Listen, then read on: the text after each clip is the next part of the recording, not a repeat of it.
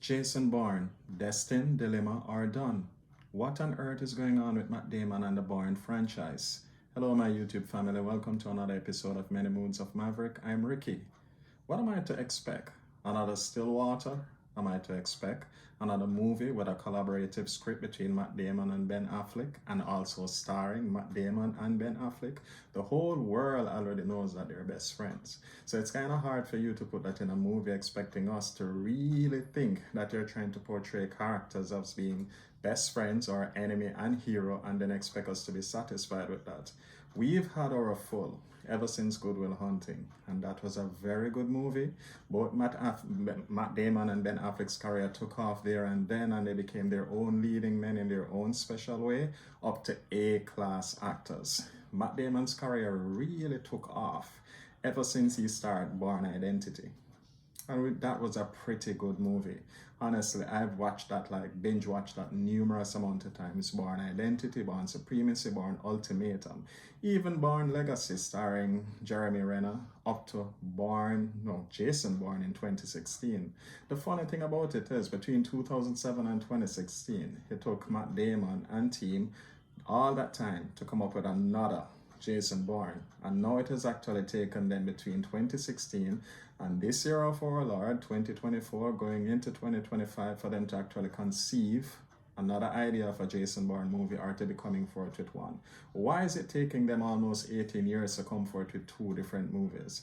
They should have actually gone for more within that time, but unfortunately I heard grumbling somewhere around the world that probably the studios, or probably Matt Damon himself, or probably some other members within the team that come up with that movie actually weren't satisfied or never thought the movie going audience was satisfied. Come on, it made almost $500 million worldwide.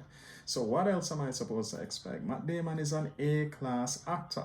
I was expecting much more of him. It's not like he has done a lot more movies that has actually made the box office numbers that the Bourne series had made. Albeit he made The Martian, Elysium, those movies were pretty good movies, but I think he ought to recognize that he's more suited for those kind of action genre and then continue making those. I mean, come on. People would say it's not a Tom Cruise, but neither is Tom Cruise Matt Damon, and Tom Cruise himself is a few years older than Matt Damon. So I'm thinking, what Matt Damon should have done is continue to milk that cow, albeit it may not be completely up to him. And I've seen where different people have been trying to get answers out of him as to what's going on with the series, and I mean, you can always search on Google and you'll see the different answers that they've gotten, probably not from him. I read where Prince William actually met up with Paul Greengrass, asking when is he going to be doing another movie with Jason Bourne, and he's saying that according to what I read, that they needed somebody younger, and he's probably done with it, for want of a better term. That's pretty much summing up what it is alleged that he told Prince William. And I was like, well, I'm kind of I love the way how Paul Greengrass directed those movies. Mark you, the last one that came out, it had its own issues, and I'll be getting to that in just a moment. But his way of filming, using the moving camera thing and, just making everything seem so realistic, it was highly respected by myself, not to mention Bourne Ultimatum, which I think was the best out of the whole entire series, and they should have continued from there. But they did actually make some mistakes, and honestly, I think all these years, especially since 2007 and 2024, they should have actually come up with a few more ideas, put them into production, bring out a few more Bourne movies. All right. I mean, look at what Tom Cruise has been doing with Mission Impossible. Albeit, Mission Impossible, if I'm correct, started almost 10 years before the first Bourne Identity with Matt Damon came out. But you see, Tom Cruise is just trying to find a way, as far as I can see. Like him or don't like him, brand him as a Scientologist as much as you want. But the guy's a movie star, and he keeps movies coming, and he doesn't divert from what he knows the movie-going audience is used to seeing him in, or what they love seeing him do, right? Which is pretty much, the action-based science fiction, whatever, Mission Impossible or something, he keeps it going. He keeps the momentum going. He keeps satisfying the hunger of the movie-going audience, which no matter what you may say about him, people still go ahead and try to watch his movies. I mean, come on. We all saw Top Gun Maverick. right? And you saw Mission Impossible after that, and then the other one is coming out at some other point. So I'm looking at it to say, okay, Matt Damon did the Bourne Ultimatum. There is no way. I can't believe after it made the money that it did, it ended up in a, it came out with a bang. It left us wanting more. And then they just went on a hiatus for what? Almost 10 years. So it was from 2007, if memory serves me right, when the Bourne Ultimatum was released, and then another Jason Bourne movie starring Matt Damon never came out until 2016. Now 2016 is long gone, we're in 2024, and it's just now that you're talking about another one. So I'm kind of like, what on earth is he doing? Like, or what on earth are the Universal Studios or the production company and the script writers? I mean, what, nobody could have come up with more ideas during all that time? Let me tell you, it just doesn't make any sense as far as I'm concerned, but hey, I'll tell you what I think is going on. Their mistake was killing off Julia Stiles. I think that Julia Stiles' character, they made a huge mistake in killing her off, because what you find out is that there's no female character. There's no female counterpart for Matt Damon throughout, a consistent one. He had one in the Bourne Identity, and she was killed off in part 2, Bourne Supremacy. Then he had Julia Stiles come around, she was there, left in the wilderness in Ultimatum, brought back in Jason Bourne, and then ultimately killed off. I think what they should do is write a script and reintroduce her character, showing that the bullets went only this part into her body and that part into her body, and at the end she had to pretend like she was dead, and then somebody who was in favor of her or somebody who was in her corner wanted her to be alive, so they took her to the hospital, got her well, and then somewhere along the line she wound up back in Jason Bourne's life. That's what I'm thinking that they should do. But at this particular moment, I mean, it just makes me wonder, like, hey, what is it going to do? Is it going to take another, 10 years? For another Jason Bourne to come out after they come out with this one?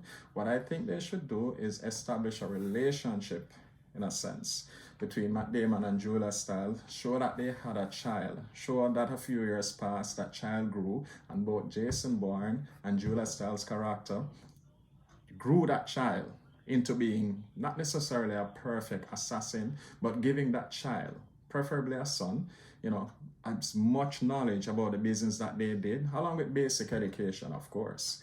Give that child as much knowledge as possible, so that when that child grows up, and now Matt Damon's character would have probably been old, then, Treadstone or Blackbriar or some department within the CIA would find out, or would have found out, that Jason Bourne has a son, and they would want to get rid of that son too, and then all of a sudden the reins of Jason Bourne would have been passed on to that child to carry out the next movies to come in the future. That's what I'm thinking. That's what they should have done, and it's amazing to me that I came up with that, but then for some reason or the other, the production company or the producers behind Jason Bourne never came up with that. And it still is amazing to me up until this very moment. I also think with the last Jason Bourne movie that came out in 2016, the mistakes that they made, besides killing off Julia Stiles' character, they had too many Academy Award winners in that movie. Tommy Lee Jones, Alicia Vikander.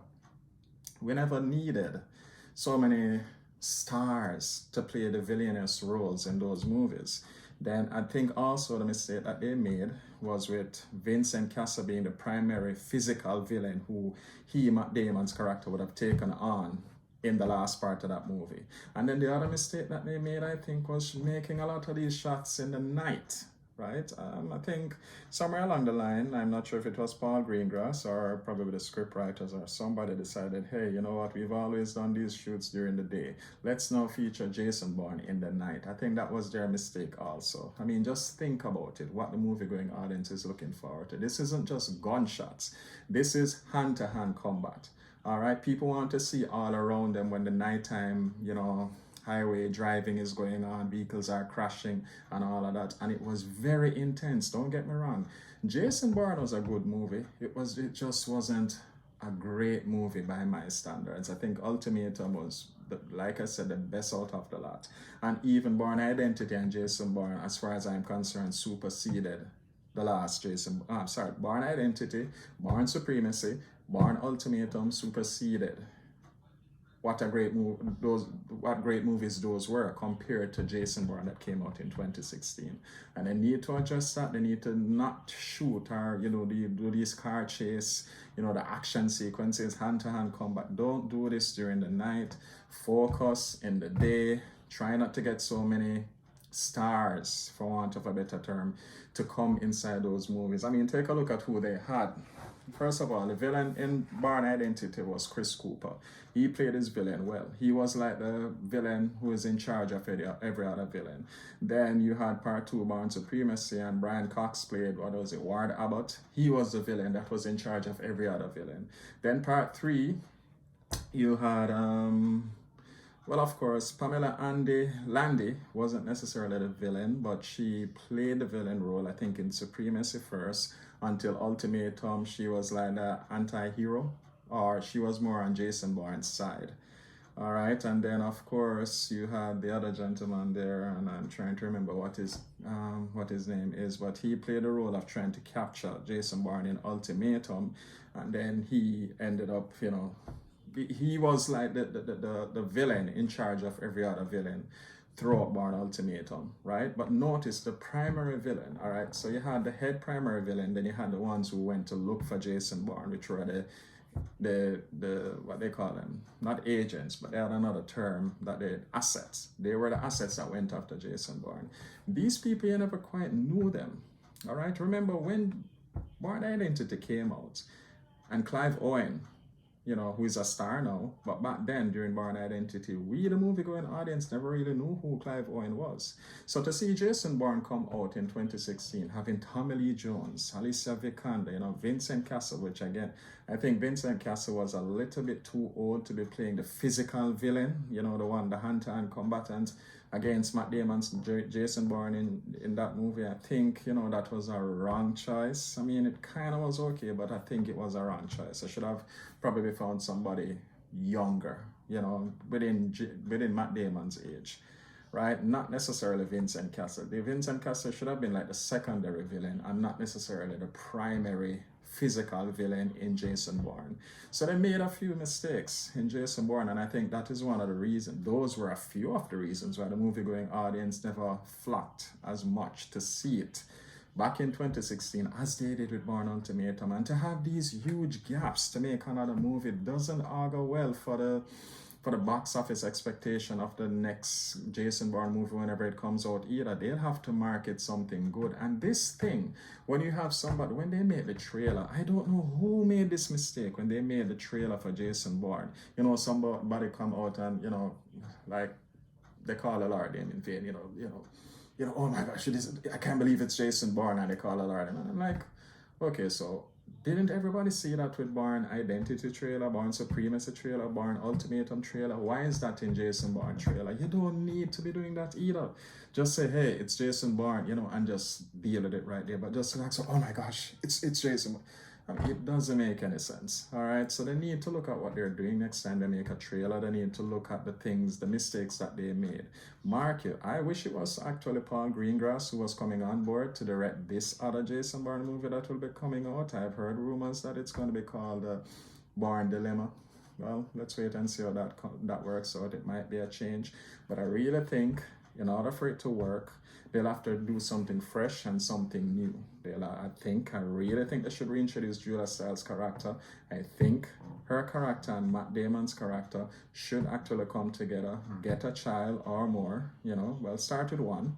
And then, if anything, as that child grows up, Jason Bourne, the movie, that particular child will take over in an adult stage or even a teenage stage.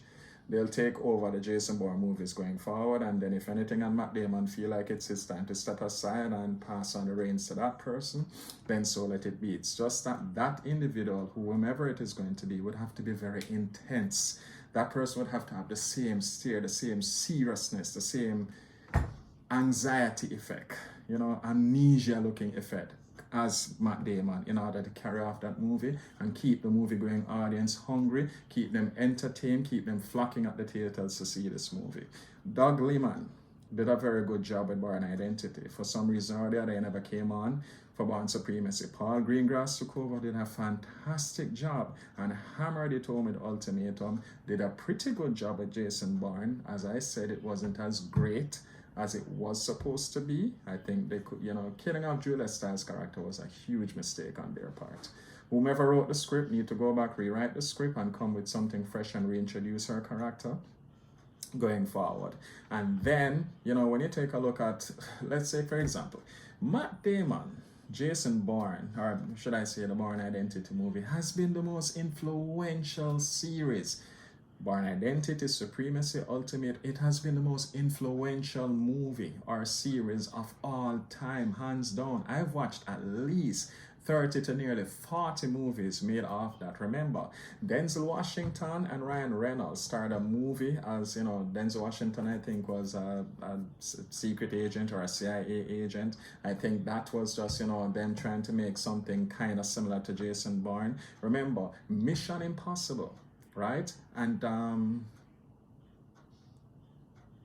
Mission Impossible and James Bourne, the action in those movies actually changed a bit because of the influence of Jason Bourne. Everybody wanted to do some serious hand-to-hand combat and wanted to show that the movies can be a bit more serious. If you remember, when you had James Bond being starred by Pierce Brosnan, and others before him, it was always, high-tech gadgets and all of these things. But then when you introduce the other gentleman who has done, the James Bond movies for the last number of years, the most recent one, I mean, it was a lot of hand-to-hand combat, it was very serious. And then you may notice it too with the Mission Impossible, right? You may notice it with the Mission Impossible. So I'm looking at it and say, okay, it has been the most influential movie of all time, right? You had Salt with Angelina Jolie, you had Taken with Liam Neeson, right? Everybody wants to get into this whole CIA agent thing,